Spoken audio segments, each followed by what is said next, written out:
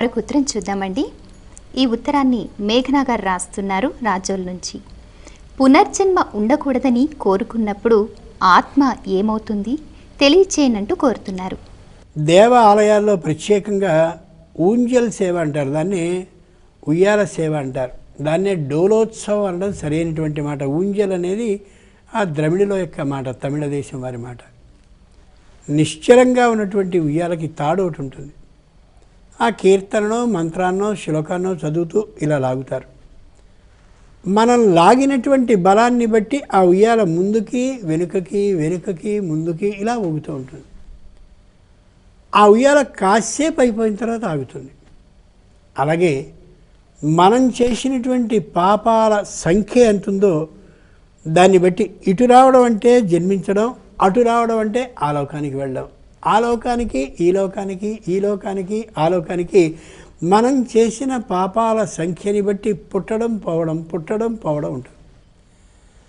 ఇటు వచ్చినప్పుడు అంటే ఇక్కడ జన్మించినప్పుడు ఇక్కడ పాపాల సంఖ్య తక్కువైపోయేలాగా పుణ్యాల సంఖ్య అధికమయ్యేలా కానీ చేసినట్టయితే, ఉయ్యాలలో బాగా బరువు పెట్టినట్టయితే 10 సార్లు ఊగేటటువంటిది కాస్త 2 సార్లకే ఆగిపోయినట్లుగా పుణ్యాల సంఖ్యని అధికంగా చేస్తే ఈ పుట్టిన ప్రతి సంవత్సరంలోనూ ప్రతి జన్మలోనూ అప్పుడు మనకి పునర్జన్మ అనేది ఉండదు.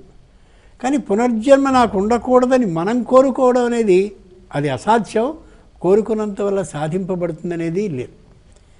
ఇలాంటి సందర్భాల్లో ఆత్మ ఏమవుతుంది అంటే, నైనం చిందంతి శస్త్రాన్ని నైనం దహతి పావక నైనం క్రేదయంత్యాప. ఆత్మ పదార్థాన్ని ఏమీ చేయలేం. అది నిప్పుకి పూర్తిగా తగులబడేది కాదు, నీళ్ల వల్ల నాశనమయ్యేటటువంటిది కాదు, ఏ విధంగానూ అది చిన్నమయ్యేది భిన్నమయ్యేది నాశనమయ్యేది కాదు. ఆత్మ పదార్థం శాశ్వతంగానే ఉంటుంది. మనం జన్మలను ఎత్తుతూ ఉంటాం, ఆ జన్మల్ని ఎత్తడం మన పాప పుణ్య ఫలితానికి అనుగుణంగా పుడుతూ ఉంటాం తప్ప ఆత్మ ఏ విధంగానూ అలా అవ్వదు. అవినాశితు తం విద్ధి, అది వినాశం లేనిది. అలా నిశ్చయంగా నిర్మలంగా శాశ్వతంగా ఉంటూనే ఉంటుంది.